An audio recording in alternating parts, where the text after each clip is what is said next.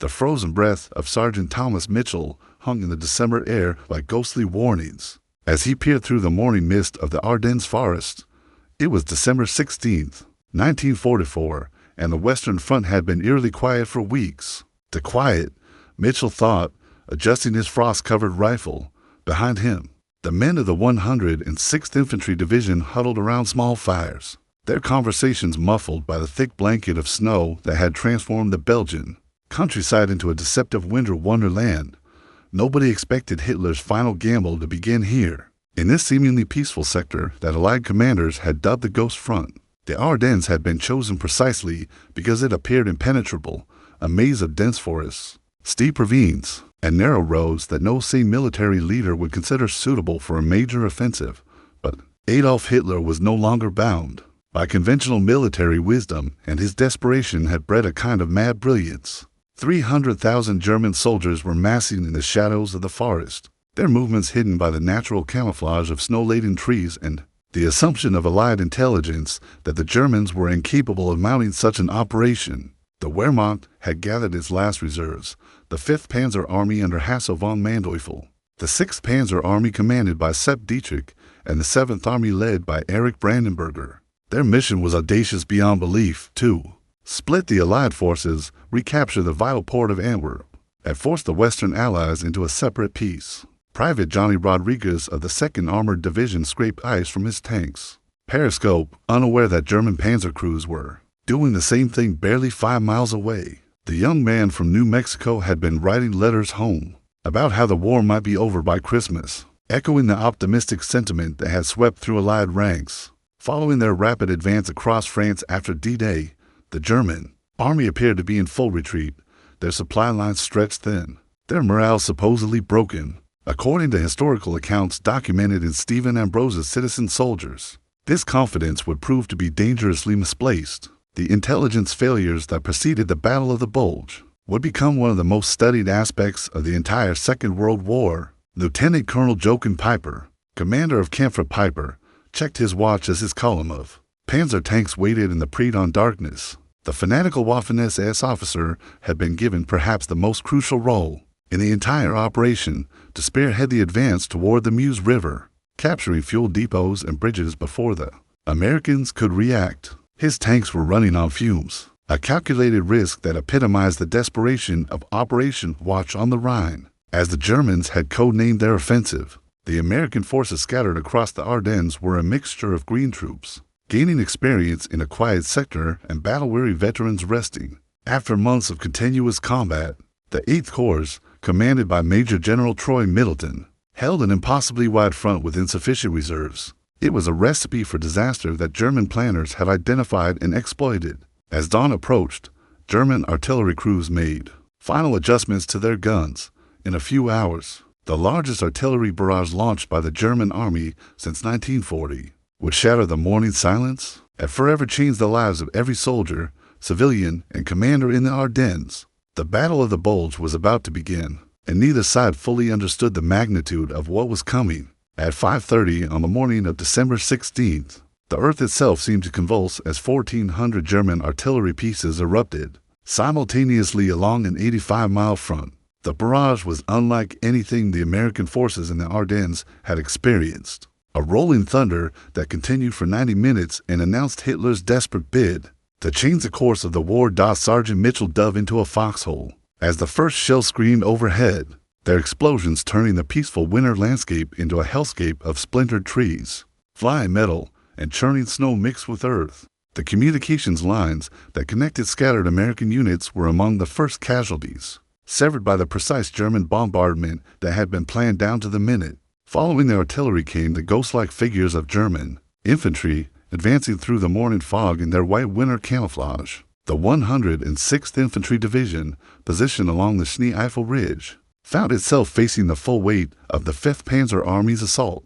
These were not the demoralized, retreating German soldiers that Allied propaganda had described, but fresh, well-equipped troops who moved with the precision of veterans despite many being young conscripts, fighting their first major battle. Captain Robert Hayes of the 14th Cavalry Group watched in horror as German Panzer IV tanks emerged from the tree line like mechanical monsters from a nightmare. His light tanks and armored cars were no match for the heavy German armor, and within hours, his positions along the river had been overrun. The speed of the German advance caught everyone off guard.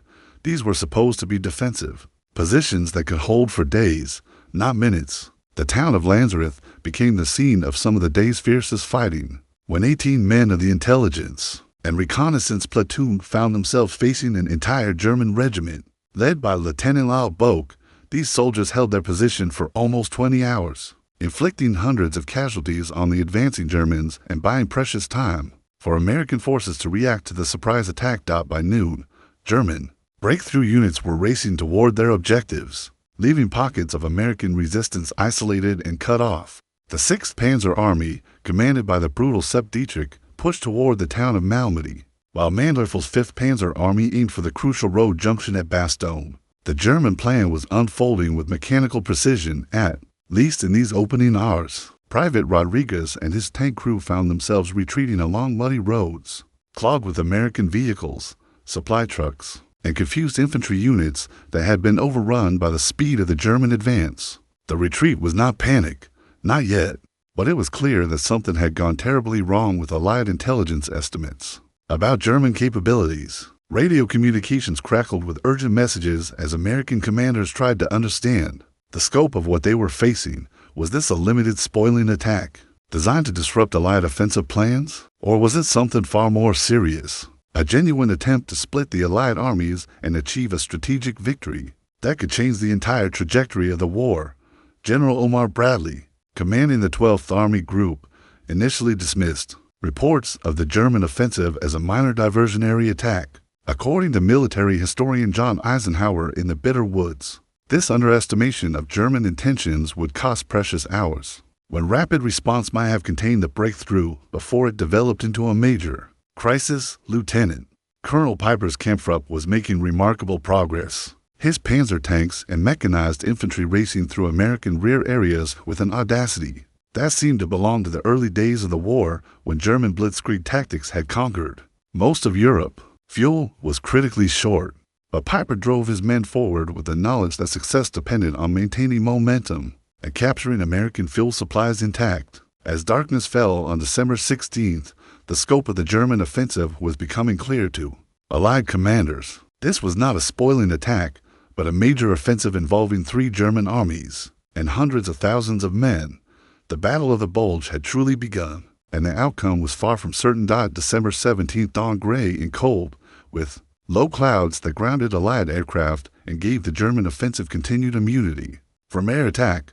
The weather, which had been Hitler's ally in achieving surprise, continued to favor the Wehrmacht as Kampfrupp Piper raced toward the Meuse River bridges. Lieutenant Colonel Piper's column of tanks, half-tracks, and assault guns had covered nearly 30 miles in 24 hours, an impressive feat given the narrow, winding roads of the Ardennes and the scattered American resistance they had encountered. But fuel was becoming critical, and Piper knew that his success depended on capturing American supply depots intact. At approximately 1 o'clock in the afternoon, Piper's advance guard encountered Battery B of the 285th Field Artillery Observation Battalion near the crossroads south of Malmedy. The American convoy, consisting of 30 vehicles and about 120 men, had stumbled into the path of the German spearhead while moving to new positions. The encounter was brief and one-sided.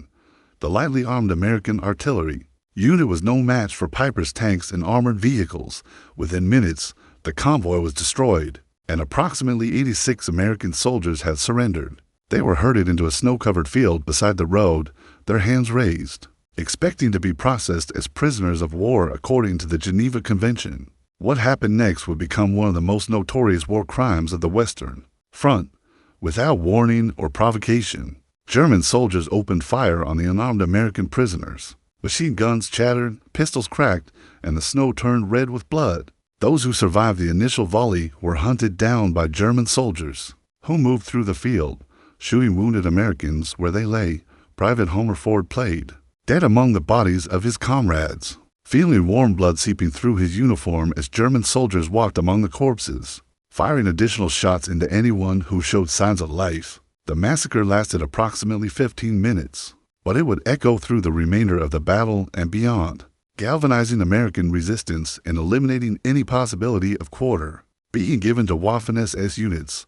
Approximately 43 Americans died in the Malmedy massacre, though exact numbers remain disputed. A handful of survivors, including Ford, managed to escape into the surrounding woods and eventually reached American lines, carrying news of the atrocity that was spread rapidly. Through the Allied forces, word of the massacre reached American units within hours, transmitted by radio and carried by fleeing soldiers and civilians. The effect on American morale was electric, but not in the way the Germans might have hoped. Instead of terrorizing American troops into surrender, the Malmedy massacre hardened their resolve and eliminated any inclination toward mercy. When dealing with Waffen-SS units, General Dwight Eisenhower, Supreme Allied Commander, received reports of the massacre at his headquarters in Versailles. According to Charles MacDonald's definitive account in A Time for Trumpets, Eisenhower's reaction was swift and decisive. Orders went out to all American units that no quarter should be expected from SS troops, and that the rules of engagement were modified accordingly. The news reached Sergeant Mitchell's position that evening, carried by a communications runner, who had witnessed some of the survivors stumbling into American lines. The effect on his men was immediate and visible. The casual attitude toward German prisoners that had characterized the final months of the war disappeared, replaced by a grim determination that would characterize American fighting for the remainder of the Battle of the Bulge. Meanwhile, Piper's column continued its advance, but the momentum was beginning to slow. American resistance was stiffening as scattered units coalesced into defensive positions, and the narrow roads were becoming increasingly clogged with abandoned vehicles and debris. More critically, fuel supplies were running dangerously low, and the promised resupply columns had failed to break through American defensive positions. By nightfall on December 17th, the character of the battle had fundamentally changed. What had begun as a surprise offensive was evolving into a brutal, no-quarter struggle where the rules of civilized warfare had been cast aside. The blood in the snow at Malmedy had ensured that the Battle of the Bulge would be remembered, not just for its strategic significance, but for its human cost and the depths of cruelty that war could produce. December 18th brought no relief from the bitter cold that gripped the Ardennes, and American forces found themselves fighting not only a determined enemy, but also the harsh Belgian winter. Snow continued to fall, turning roads into treacherous ice sheets and making movement increasingly difficult for both sides. The crucial road junction at Bastogne had become the focal point of German operations in the southern end sector of the offensive. This small Belgian town, population barely 4,000, controlled 7 major roads that radiated outward like spokes of a wheel. Without Bastogne, German armor could not advance efficiently toward the Meuse River, making its capture essential to the success of Operation Watch on the Rhine. General Heinrich von Lowitz, commanding the 47th Panzer Corps, had been given specific orders to take Bastogne quickly and continue the advance, but the town was proving to be a much tougher objective than German planners had anticipated. Elements of the 101st Airborne Division, under the temporary command of Brigadier General Anthony McAuliffe, had reached Bastogne just hours before German forces surrounded the town. The paratroopers of the 101st were elite troops, veterans of D-Day and Operation Market Garden, but they had been rushed to Bastogne with minimal equipment and supplies. They lacked winter clothing, adequate ammunition, and heavy weapons capable of stopping German tanks. What they possessed in abundance was determination and the knowledge that retreat was not an option. Private Danny Sullivan of the 502nd Parachute Infantry Regiment crouched in a hastily dug foxhole on the perimeter of Bastogne, his breath forming ice crystals on his rifle bolt as German artillery pounded the American positions.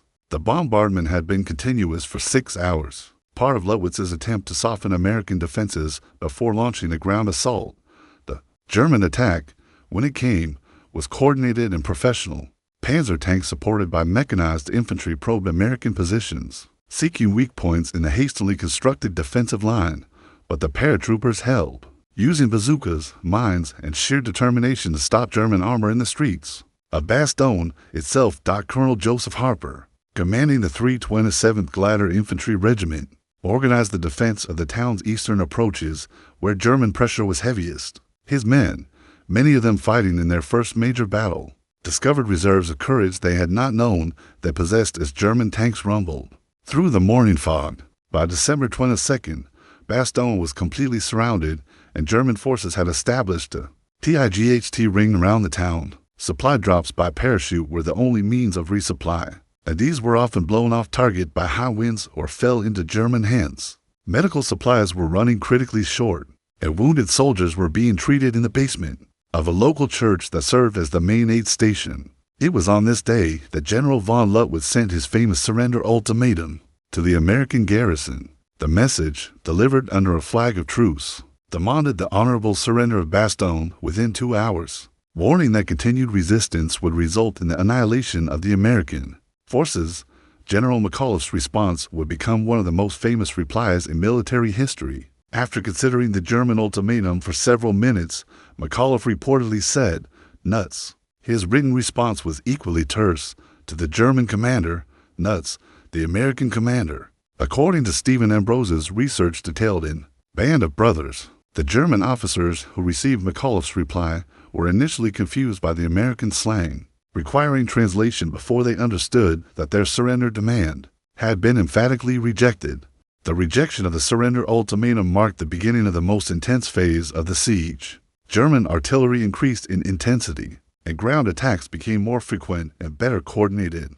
Waffen-SS units, seeking revenge for their casualties and mindful of the no-quarter policy that had emerged following Malmedy, showed little mercy to American prisoners. Private Rodriguez, whose tank had been knocked out during the German advance, found himself fighting as infantry alongside the paratroopers. The experience of being surrounded, cut off from supplies and reinforcements, created a unique bond among the defenders that transcended normal military hierarchies.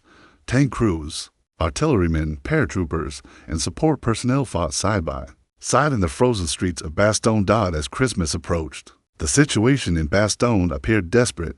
Ammunition was running low, medical supplies were exhausted, and the cold was claiming as many casualties as German artillery. But unknown to the besieged garrison, relief was coming in the form of General George Patton's Third Army, racing north through the snow in one of the most remarkable military movements of the entire war. General George Smith Patton Jr. stood over a map table in his Third Army headquarters, his jaw set in determination as he studied the German offensive that had shattered Allied plans for a quiet Christmas, while other American commanders had been caught off guard by the scope and intensity of the German attack. Patton had immediately grasped both the danger and the opportunity that the Battle of the Bulge represented. "We should be delighted that the Hun has stuck his head in a meat grinder," Patton told his staff officers on December 19th. "Now we have a chance to chew it off." His confidence was not mere bravado, but based on a realistic assessment of German capabilities. By advancing so far beyond their supply lines, the Wehrmacht had created a vulnerable salient that could be cut off and destroyed. If the Allies acted quickly and decisively, the task facing Patton was monumental. His Third Army was engaged in offensive operations along the Saar River, attacking German defensive positions that had been prepared over months to relieve Bastogne. Patton would need to disengage from this offensive, pivot 90 degrees north, and advance through some of the worst weather conditions of the winter. Military experts considered such a maneuver impossible on such short notice, but Patton had been quietly preparing for exactly this contingency, despite official orders to continue his Saar offensive. He had instructed his staff to prepare contingency plans for a rapid movement north. When Eisenhower's call came during the emergency conference at Verdun on December 19th, Patton was ready with his answer. He could attack north with 3 divisions. Within 72 hours, the movement of Patton's Third Army became one of the great logistical achievements of the Second World War.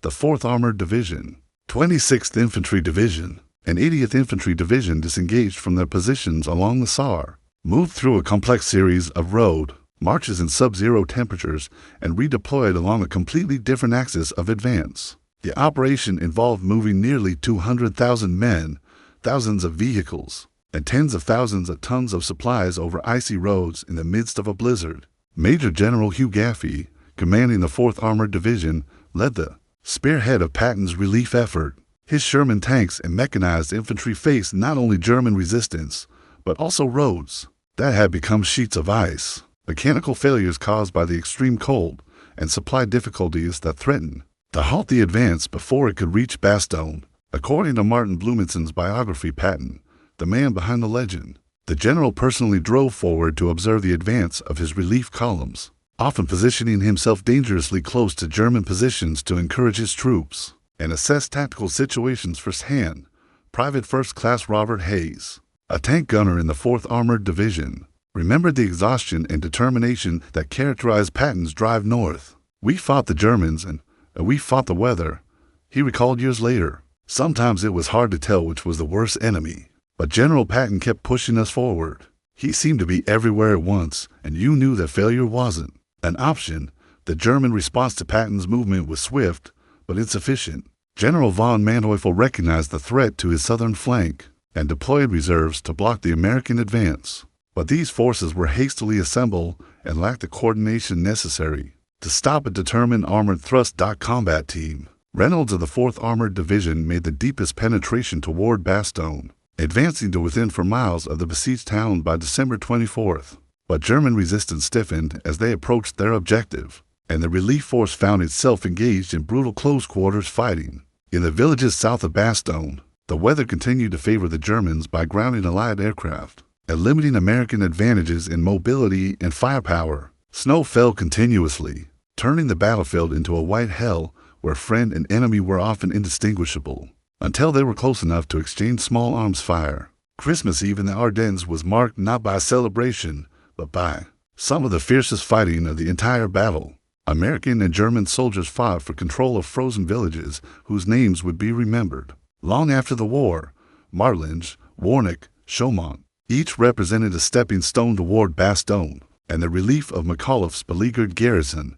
Tank battles raged in the snow-covered fields outside these villages, with American Shermans engaging German Panthers and Panzer IVs at ranges measured in hundreds rather than thousands of yards. The close-quarters nature of the fighting negated many of the technical advantages that German tanks possessed, but it also increased casualties on both sides as armor-piercing rounds found their targets with deadly efficiency. As Christmas Day dawned, Patton's relief force was tantalizingly close to breaking through German lines and reaching Bastogne. The race was now between American determination to relieve the besieged garrison and German efforts to crush the defenders before help could arrive. The outcome would determine not only the fate of the 101st Airborne Division, but potentially the success or failure of Hitler's last great gamble in the West. Christmas Day, 1944, dawned clear and cold across the Ardennes, the first break in the weather that had shrouded the battlefield in clouds and snow.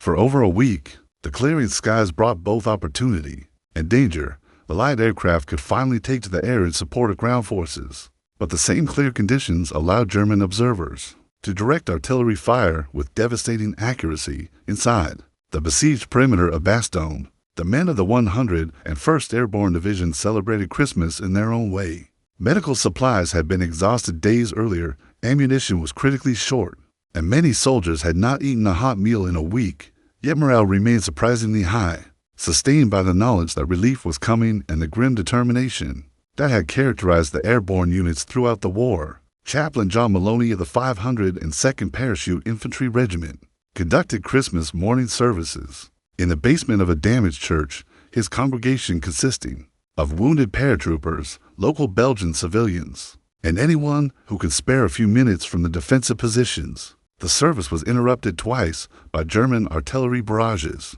but each time the men returned to complete their prayers. Private Sullivan had survived 9 days of siege, his foxhole on the eastern perimeter of Bastogne having been the target of countless German probes and artillery bombardments. His rifle was fouled with ice and mud, his uniform was torn and blood-stained, and frostbite had claimed the toes on his left foot. But when German infantry emerged from a morning mist for another assault, Sullivan was ready to fight. The German attack on Christmas morning was their most determined effort yet to break the American defense. Elements of the 15th Panzer Grenadier Division, supported by tanks from the Panzer Lehr Division, launched coordinated assaults against multiple points in the American perimeter. The fighting was hand-to-hand in many locations, with paratroopers using grenades, rifle butts, and bayonets to hold their positions. But the clear weather that allowed German ground forces to coordinate their attacks also permitted Allied air support to reach the battlefield for the first time in over a week. Republic P-47 Thunderbolt fighter bombers appeared over Bastogne at 10:30 in the morning. their presence announced by the distinctive roar of their radial engines and the whistle of their bombs falling on German positions. Major Richard Winters of Easy Company, 506th Parachute Infantry Regiment, watched from his command post as American aircraft systematically attacked German artillery positions that had been pounding the defenders for days. "It was the most beautiful sight I had ever seen," he recalled years later. "Those thunderbolts came in low and fast, and you could see the German guns getting knocked out one by one." The air support continued throughout the day, with over 200 sorties flown in support of the Bastogne garrison. C-47 transport aircraft also braved German anti-aircraft fire to drop supplies by parachute, finally providing the ammunition, medical supplies, and food that the defenders desperately needed. For miles south of Bastogne, Lieutenant Colonel Creighton Abrams of the 37th Tank Battalion was leading the spearhead of Combat Command Reserve, 4th Armored Division, in the final push to break through German lines and relieve the besieged garrison. His Sherman tanks had been fighting continuously for 6 days, advancing through a series of defended villages against determined German resistance. The breakthrough came at 4:50 in the afternoon. Abrams' lead tank, commanded by Lieutenant Charles Boggess, smashed through the last German roadblock and made contact with outposts of the 326th Airborne Engineer Battalion. The siege of Bastogne was officially broken, though fighting would continue around the town for several more days. First Lieutenant Webster Anderson of the 326th Engineers was the first member of the Bastogne garrison to make contact with the relief force. "Boy, are we glad to see you," he told Lieutenant Boggess as the Sherman tank rolled into the American perimeter. The exchange, recorded by war correspondents, became symbolic of American determination and the relief felt by the besieged defenders. News of the breakthrough reached General McAuliffe within minutes, transmitted by radio to division headquarters and then to higher command. The relief of Bastogne represented a crucial turning point in the Battle of the Bulge, demonstrating that German offensive capability had reached its limits and that American forces retained the initiative despite the shock of the initial assault. As documented in Hugh Cole's official history, The Ardennes, Battle of the Bulge, the relief of Bastogne on Christmas Day represented more than a tactical victory. It was a psychological triumph that restored confidence to Allied forces and demonstrated the futility of Hitler's desperate gamble in the West. But even as the siege of Bastogne ended, the Battle of the Bulge continued to rage across the Ardennes. German forces still held a substantial salient in American lines, and it would take weeks of additional fighting to eliminate the Bulge and restore the front lines to their pre-offensive positions. The Christmas miracle at Bastogne was just one chapter in a larger story of American resilience and determination in the face of Hitler's final offensive in the West. The relief of Bastogne marked the beginning of the end for German hopes in the Ardennes, but Hitler refused to acknowledge the failure of his grand offensive. As December gave way to January 1945, the Führer continued to pour reserves into the salient, transforming what had been intended as a lightning strike into a grinding battle of attrition that Germany could not win. General Eisenhower had recognized the opportunity that German overextension presented. Rather than simply containing the Bulge, he planned a coordinated counterattack that would eliminate the salient entirely and destroy the German forces trapped within it. The plan called for Montgomery's 21st Army Group to attack from the north while Bradley's 12th Army Group pressed from the south, creating a massive pincer movement that would crush the German salient. The weather continued to play a crucial role in the battle's development. January brought the worst winter conditions in decades, with temperatures dropping to -20 degrees Fahrenheit and snow accumulating to depths that made movement nearly impossible. Both armies found themselves fighting not only each other, but also the brutal conditions that claimed thousands of casualties through frostbite, exposure, and weather-related accidents. Sergeant Mitchell, now a platoon leader after his original sergeant had been killed during the German breakthrough, found himself commanding a mixed unit of survivors from several different companies. His men occupied positions along the northern shoulder of the Bulge, where German efforts to expand their salient had been stopped by determined American resistance. The fighting had evolved into a deadly game of patrol actions, sniper duels, and artillery exchanges that continued around the clock.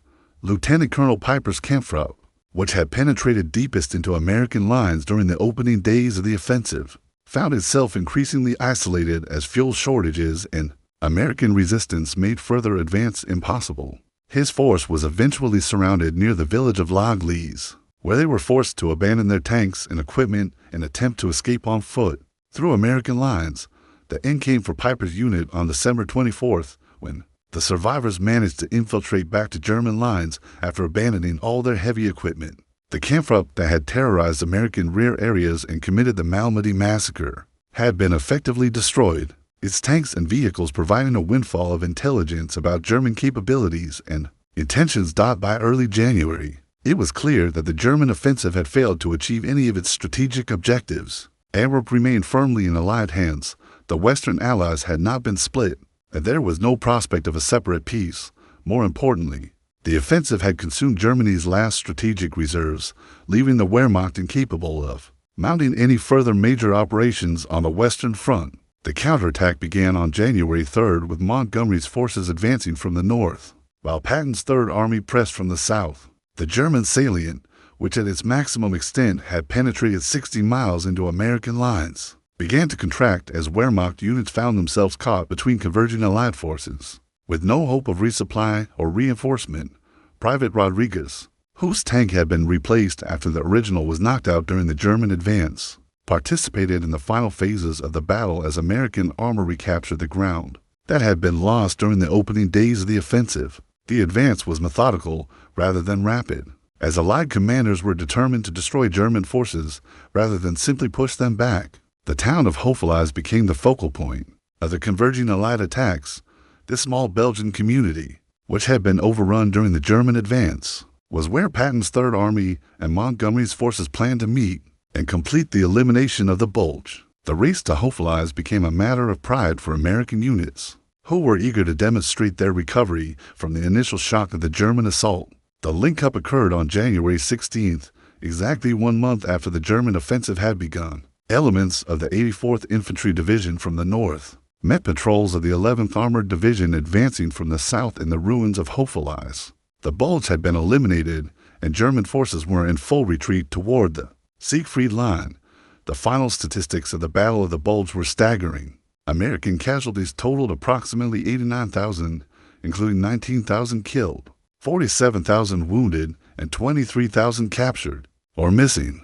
German losses were even higher, with an estimated 100,000 casualties that included irreplaceable tank crews, veteran infantry, and experienced officers that the Wehrmacht could not afford to lose, according to Charles MacDonald's definitive account. The Battle of the Bulge represented Hitler's last realistic chance to avoid total defeat in the West. The failure of the offensive meant that Germany would fight on for 4 more months, but the outcome, he was no longer in doubt. The blood spilled in the snow of the Ardennes had purchased nothing more than a brief delay in the inevitable Allied victory. As spring approached and the snow began to melt in the Ardennes, the scars of the great battle were revealed.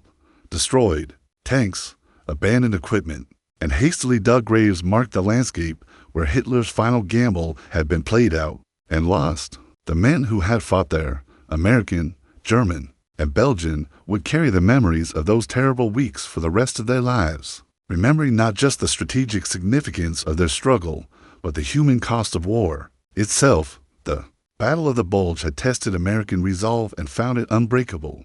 From the initial shock of the German assault to the methodical elimination of the salient, American forces had demonstrated the resilience and determination that would characterize their military throughout the remainder of the war and beyond.